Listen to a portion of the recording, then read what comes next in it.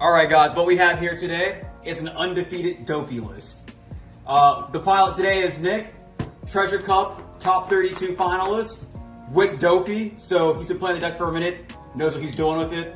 We'll go ahead and get some insight from the pilot himself.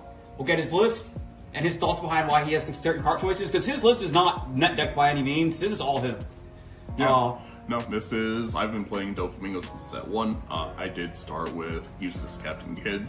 I said, hey, this isn't fun. And then I switched over to blue and have been playing it since. Like you said, took Doflamingo to Treasure Cup. I only got knocked out because I got paired against the mirror match Doflamingo, and he got me before I could get him with a 9 drop. So it do be like that some of the times. But yes, yeah. And also one thing worth noting too is his record was 7-2. The Doflamingo that made top 16 was also 7-2. It came down to tiebreakers. Yep. But yeah, no, this is the list that I am currently undefeated with.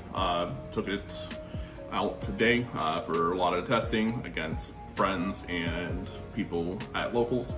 So, just to get in the list, we're going to have some obvious choices. Perona, it is your starter.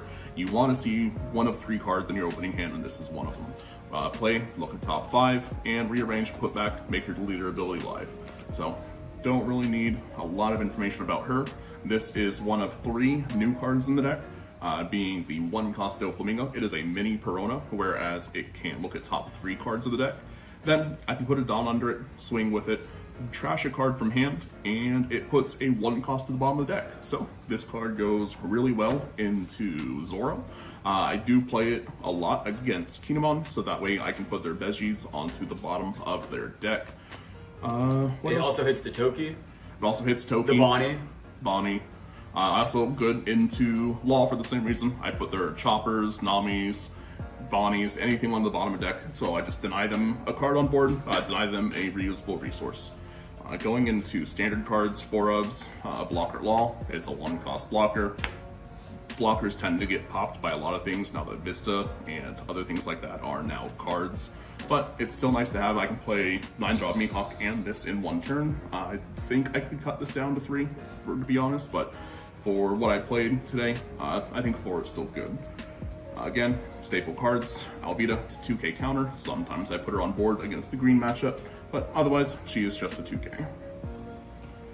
The other starter, so I play 10 starters in total, 4 Perona, 2 of the 1-cost Doflamingo, and, sorry, I said 2 Perona, didn't I?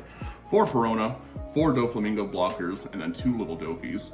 Same thing as Perona, look at top 5 cards of the deck, rearrange, place on top or bottom, and then it is also a blocker on top of that. So yes, it is and just a worth note, it is a 4K blocker, so it does not die to Vista. It doesn't die to Vista. It actually takes investment to answer it. And honest to goodness, I put Dawn on this card and swing with it, like, a lot. Because I kind of just don't care anymore. I just want to go aggro this format because that's what everyone else is doing. And then if you do swing with it and they go after it, it's served its job as a blocker regardless. Exactly. One of the newer cards, like we've had the card for a while, but it hasn't been legal until set 2 releases, the promo Jinbei from Event Pack 1. Really good card, so you can play it from top deck with leader ability. Your opponent does not want to kill this card, so you have a guaranteed swinger pretty much every turn. It is just a card that says, hey, kill me, I fucking dare you. And it's just good. The card that I love to play, but other lists have been cutting for some strange reason, Boa Hancock, obvious 4-of in the deck in my opinion. If you play it off the top of deck from Doflamingo, then it is blocker on its own because your opponent is going to invest so many resources into killing this card. If they jet pistol it, then hey, I just paid 1 Dawn to make you use a jet pistol. You just used 4 of your Dawn, and I swung with 7k. So it is strictly a good card. If it lives, you win because you just generate so much advantage with Boa, getting to swing every turn and draw cards with it. So I still see it as an absolute necessity. Cards that really don't need explaining. Gakamoria picks up cards from discard pile, including the 2k counter Mihawks, which, hey, guess what's next? More 2k counters. You can play this card as a 2k counter. I don't really ever put it on board unless I just really have to. I don't see good cards from top deck. This deck needs more 2k counters, to be honest, but there aren't really any good 7 Warlord ones. Going into a small Kuma package, so I play 3 Bartholomew Kuma and 2 Pacifista.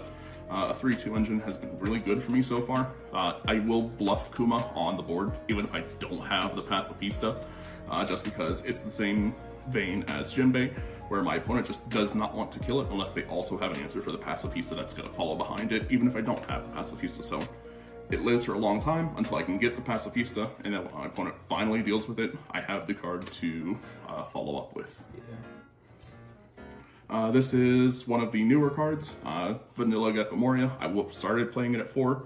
I have since cut it down. While it is nice to be able to just flop a 6 cost from top, or 6k from top of deck, I really needed more cards that just did stuff. Yeah. So he's gotten down to 2, but he still puts in a lot of work. I can play it from hand as a 4/6 on curve if I haven't seen one of my searchers. Do the opponents ever really like gun for it once it's out and tapped?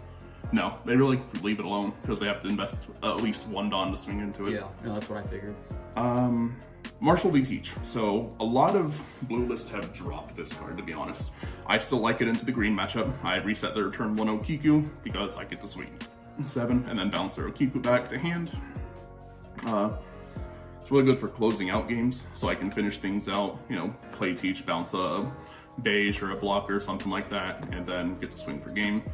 I was playing 3, I did drop it down to 2. It's probably still going to get dropped down more to a 1 over 0.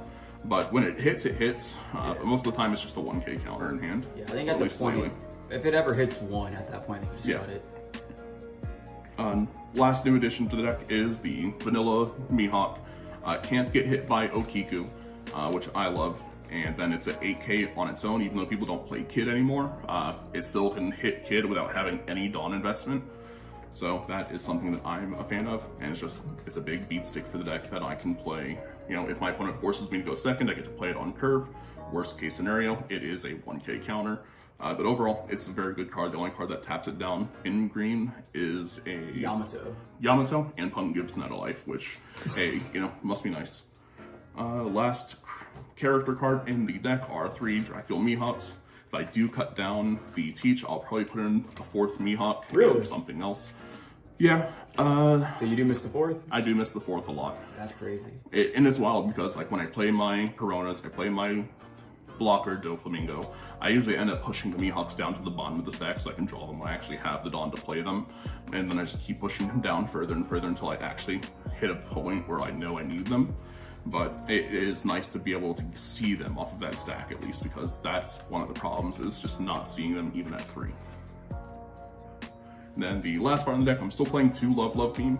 Again, if I cut the 2 Teach, one will be a Mihawk, the other one will probably be a Love Beam. I only play 2 events because I want to be really aggressive with my Dawn placement. So I was playing Gum Gum Pistol, or Gum Gum Rain for a little bit of time, but it basically just turns any card into a 2k counter with itself being a 1k, so the card wasn't 100% necessary. But Love Beam, it's really good in tight situations. It's a card that I'm always happy to see. So, and with this deck, I can always plan my draws around it. So, overall, the deck has been performing very well. Biggest changes I would make would definitely be Teach and Mihawk with Love Beam. But other than that, yeah, please let me know what you guys think in the comments, any suggestions, or hey, if you test the deck out online through the sim or any other means, you know, just let me know how you did, what you think. But thank you guys for watching. My name, again, is Nicholas here with the Small Hat Pirates. I appreciate it. You guys have a great rest of your day. All right, see you guys.